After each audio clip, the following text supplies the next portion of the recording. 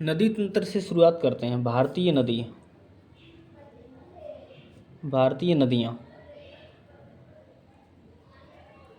मुख्यतः भारत की नदियाँ होती हैं, वो अपन दो भागों में बांट लेते हैं इनको। पहले आती हैं, पहले क्या मतलब दो भागों में बांट लेते हैं। एक हिमालय से प्रवाहित होने वाली नदियाँ, हिमालय से प्रवाहित होने वाली नदियाँ, और दूसरी तरफ आ जाती हैं प्रायद्वीप ये पठार से प्रवाहित होने वाली नदियाँ हैं। और इसमें भी प्रायद्वीपीय पठार से जो नदियाँ होती हैं दो भागों में बढ़ जाती हैं। एक कौन सी होती है जो पूरब की तरफ बहती हैं, और दूसरी तरफ होती हैं पश्चिम की तरफ बहती हैं, पश्चिमगामी, और दूसरी होती हैं पूर्वगामी। ठीक है, दो नदियाँ हो जाती हैं यहाँ भी, एक पूर्वगामी और पश्चिमगामी नदियाँ हो जाती हैं। ठीक है, तो स्टार्टिंग सबसे पहले यदि अपन हिमालय तंत्र से शुरुआत करते हैं, जो हिमालय नदी तंत्र से, हिमालय से प्रवाहित होने वाली नदियों में हिमालय से प्रवाहित होने वाली नदियाँ,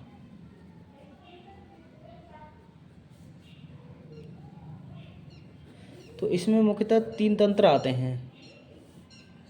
कौन कौन से आते हैं? एक आता है सिंधु नदी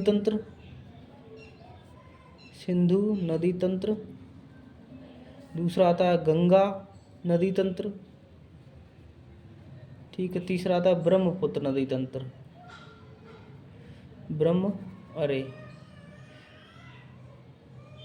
ब्रह्मपुत्र नदी तंत्र। सबसे पहले शुरुआत करते हैं यहाँ पे सिंधु नदी तंत्र से। कहाँ से? सिंधु नदी तंत्र से।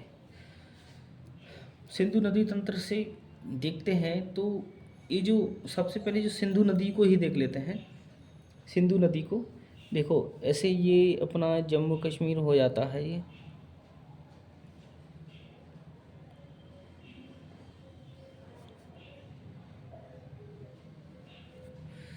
यहाँ पर तिब्बत होता है, यानी चीन ही है, एक टाइप चीन है। यहाँ से नदी निकलते हुए, इधर से निकलते हुए ये भारत होके पाकिस्तान से अरब सागर में गिर जाती है। कहाँ से? ये नदी आती है चीन की तिब्बत से आती है।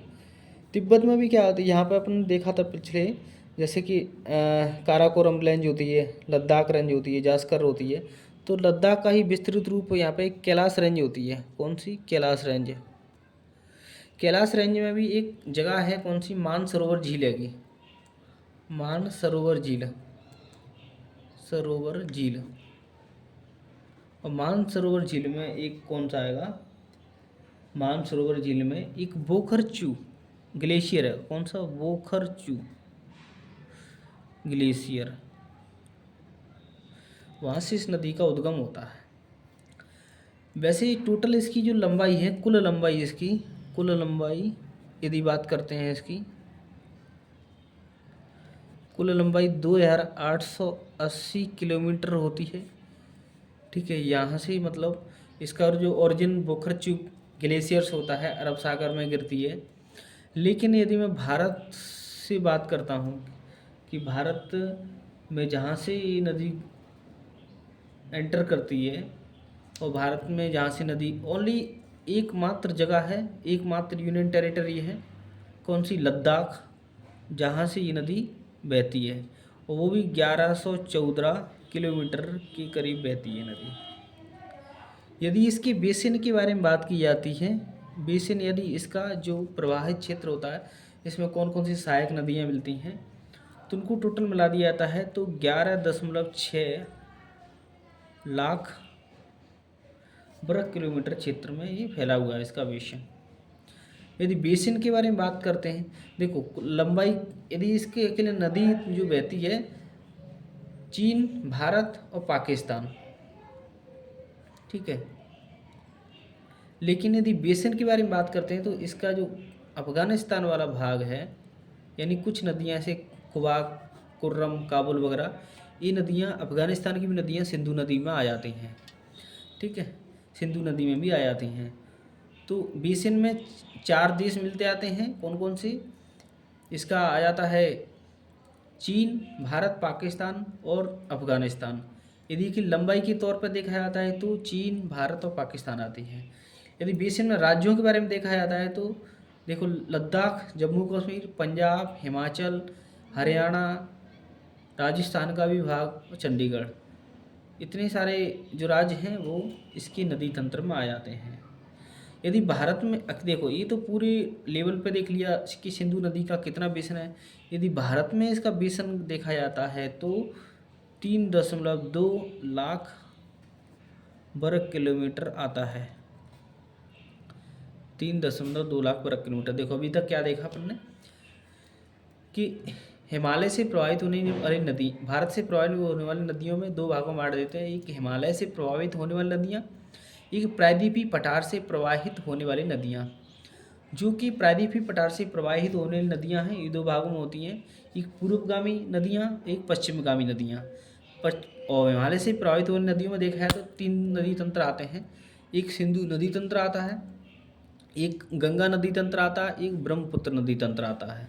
कौन सा? सिंधु नदी, गंगा नदी तंत्र और ब्रह्मपुत्र नदी तंत्र।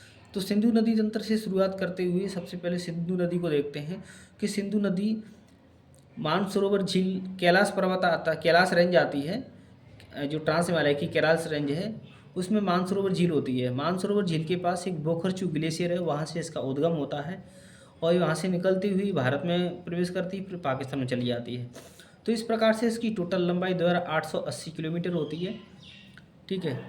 और यदि देखा जाता है भारत में इसकी लंबाई 1114 किलोमीटर होती है। इसका जो बेसिन होता है, बेसिन के मामले में अपन चीन, भारत, पाकिस्तान, अफ़गानिस्तान को भी गिन लेते हैं। ऐसे 4 देश आ जाते हैं इसमें, 4 देश आ जाते हैं बेसिन के लिए, और लंबाई के लिए 3 देश आते हैं इसमें। ठीक है। तो बेसिन इसका 11.6 लाख वर्ग किलोमीटर होता है और भारत में 3.2 लाख वर्ग किलोमीटर होता है। अभी देखते हैं इसके बेसिन में एक छोटा सा एक पॉइंट होता है।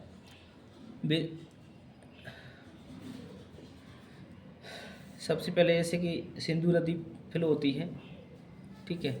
सिंधु नदी आ रही है, सिंधु नदी,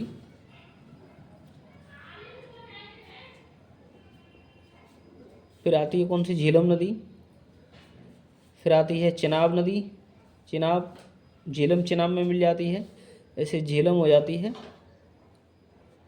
फिर होती है चेनाब, चेनाब के बाद में आती है रावी। ठीक है। रावी भी 2 भागों में, रावी इसमें चेनाब में, चेनाब, रावी भी चेनाब में मिल जाती है, चेनाब हो रही है। ठीक है। इसके बाद में आती है व्यास, आती है व्यास, और इधर से सतलज आती है, सतलज नदी। तो सतलज जो हरी के बैराज है वहाँ पे व्यास नदी सतलज मिल जाती है, सतलुज। और आगे आगे सतलुज, चिनाब, सतलुज एक हो जाती है और आगे जा कर के ये इसमें मिल जाती है, किसमें? सिंधु नदी में, और अरब सागर में अपना जल गिरा देती है। देखो क्या क्या देखा आपने, सिंधु नदी होती है, ये रावी नदी हो जाती है, सिंधु नदी, सिंधु नदी बहती हुई सीधी अरब सागर में गिर जाती है। फिर झेलम आती है, इसके नीचे चिनाब आती है, चिनाब झेलम में मिल जाती है, झेलम चिनाब में मिल जाती है। फिर रावी आती है, वो भी चिनाब में मिल जाती है। व्यास आती है, हरी के बैराज तक आती है। यानी एकमात्र ऐसी नदी जो कि भारत से शुरू होती है, भारत में बंद हो जाती है, यानी सिंधु नदी तंत्र में। ठीक है। सतलज नदी आती है, यहाँ पर एक राकसताल झील हैगी, जो कैलाश मानसरोवर, कैलाश रेंज है, वहाँ से सिंधु नदी भी निकलती है, और सिंधु नदी बोखरचू झील से निकलती है, ये ब्रह्मपुत्र भी निकलती है, राकसताल झील से सतलुज नदी निकलती है। तीनों का एक उद्गम एक ही जगह पर रहेगा, एक कैलाश रेंज में होता है। तो जैसे निकलती है यहाँ पे एक सिपकीला दर्रा आएगा, कौन सा? सिपकीला दर्रा, हिमाचल प्रदेश में। तो इसको पार करते हुए सतलुज नदी आती है। यहाँ पंजाब में हरी के बराज है, जहाँ से ब्यास नदी इसको मिल जाती है, और आगे चेनाब में मिलते हुए आगे जाके सिंधु नदी में मिल जाती है। ठीक है। एक ऐसे समझौता हुआ था 1960 में, 19 सितंबर 1960 की बात है, 19 सितंबर 1960 की बात है। पंडित भारत के पूर्व प्रधानमंत्री, ठीक है, पंडित जवाहरलाल नेहरू व जो पाकिस्तान के जो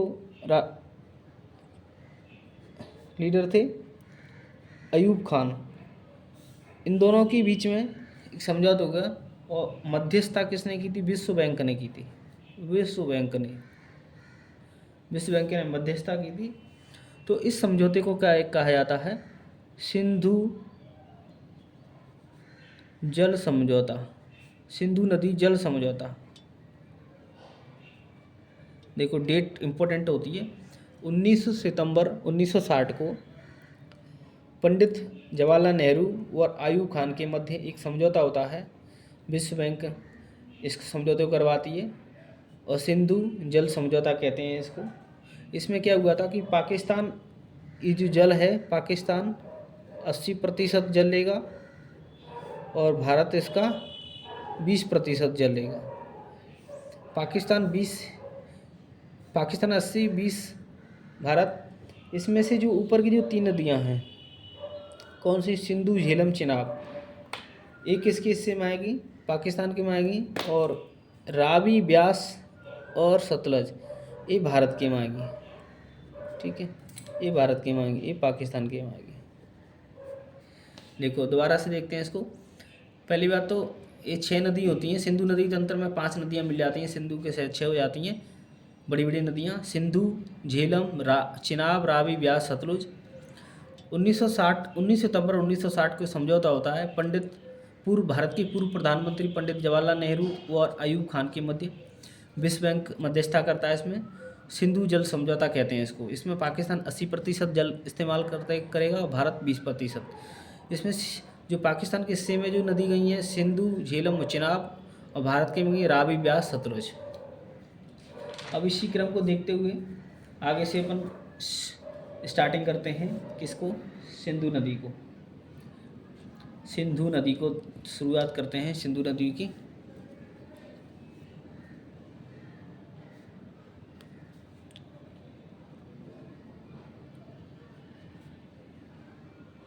सिंधु नदी की, ठीक है, सिंधु नदी को देखते हैं।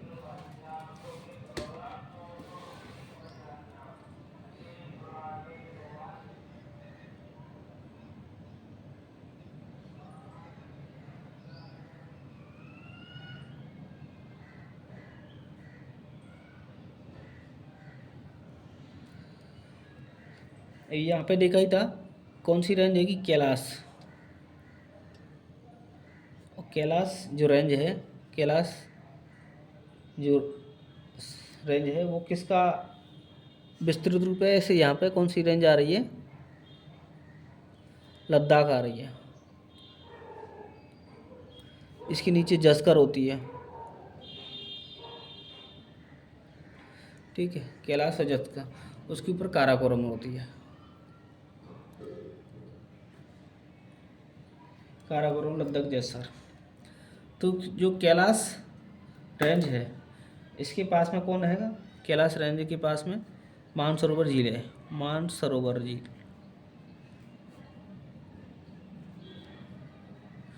मानसरोवर झील, इसके पास में, मानसरोवर झील के पास में एक बोखरचू ग्लेशियर आता है। कौन सा?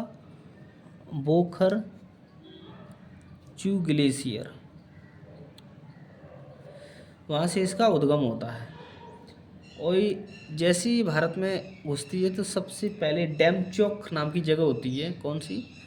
डेमचौक। लद्दाख में डेमचौक नाम की जगह होती है। तो डेमचौक नाम की जगह से ये भारत में प्रवेश कर जाती है।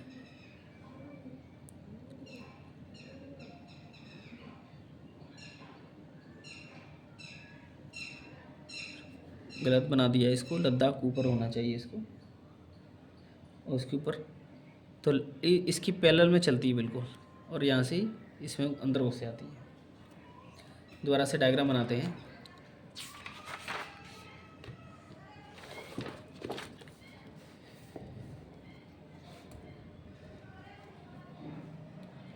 इसके सबसे ऊपर कौन सी ये रहती है रेंज, काराकोरम रेंज होती है ये वाली, काराकोरम, ठीक है। और इसके नीचे होती है कौन सी, लद्दाख रेंज।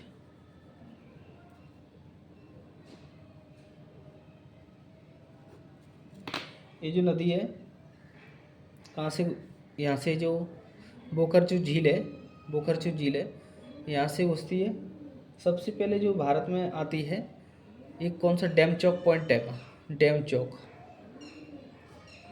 डैम चौक से भारत में घुस जाती है। डैम चौक से भारत में घुसती हुई पाकिस्तान में चली जाती है और ये अरब सागर में चली जाती है। ये सिंधु नदी का उद्गम होता है यहाँ से, सिंधु नदी।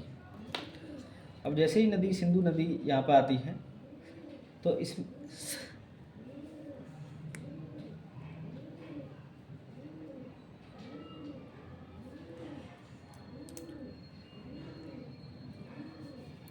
काराकोरम रेंज होगी ये, काराकोरम, नीचे लद्दाख हो जाती है,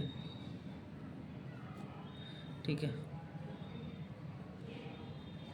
ऊपर काराकोरम रहती है। यहाँ से ही नदी जैसे आती है डैम चौक पॉइंट से अंदर जाती है, फिर यहाँ से एक पॉइंट इसकी पैरेलल आती है बिल्कुल लद्दाख के, और यहाँ से ही काटती हुई ये यहाँ से चली जाती है, यहाँ से चली जाती है। अपन को पता है काराकोरम में एक सियाचिन ग्लेशियर होता है, कौन सा, सियाचिन ग्लेशियर, सियाचिन ग्लेशियर। तो एक रेमो ग्लेशियर होता है, रेमो, ठीक है। और इस साइड में अक्साई चीन होता है, अक्साई चीन। तो रेमो ग्लेशियर से एक नदी आती है, उस नदी का नाम है श्योक। और श्योक में एक नदी मिल जाती है नुब्रा, सियाचिन ग्लेशियर से आती है नुब्रा। और इधर में अक्साई चीन से नदी आती है, कौन सी, गलवान नदी, गलवान। देखो अभी तक क्या पढ़ा अपन ने, सिंधु नदी आती है कहाँ से, बोखरचू ग्लेशियर से, ठीक है। यहाँ पर डैम चौक नाम की जगह है लद्दाख में, वहाँ से भारत में प्रवेश करती है। भारत में प्रवेश करती है तो श्योक नदी आके मिलती है इसकी राइट साइड से, ये वाली राइट साइड हो जाएगी, लेफ्ट साइड हो जाएगी, ठीक है। तो श्योक नदी में, श्योक की सहायक नदी कौन सी थी, नुब्रा आती है, जो कि सियाचिन ग्लेशियर से आती है। अक्षय चिन से गलवान नदी आती है, ये गलवाई नदी आती है। ये जहाँ पर इस पॉइंट को लद्दाख जो श्रेणी है उसको काटते हुए इधर नीचे तरफ आती है, उसको डुंगटी कहते हैं, डुंगटी, डुंगटी, डुंगटी कहते हैं इसको, ठीक है, इसको डुंगटी कहते हैं। और यहाँ पर एक नंगा पर्वत मिलता है, कौन सा, नंगा पर्वत। नंगा पर्वत के यहाँ पर बहुत एक